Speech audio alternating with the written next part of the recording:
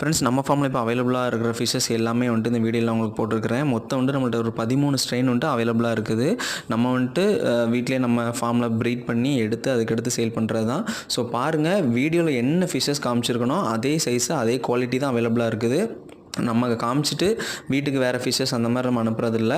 So நீங்கள் நம்மக்கிட்ட fish வாங்கியிருந்தீங்க அப்படின்னா தயவுசெய்து எப்படி இருந்துச்சு அப்படின்னு மட்டும் நீங்கள் கமெண்ட்டில் மென்ஷன் பண்ணுங்கள். அது வந்து பாசிட்டிவ் கமெண்ட், நெகட்டிவ் கமெண்ட்டாக இருந்தாலும் ஓகே தான், எதுனாலும் ஓகே. உங்களுக்கு பிடிச்சிருந்துச்சி அப்படின்னா சொல்லுங்கள்.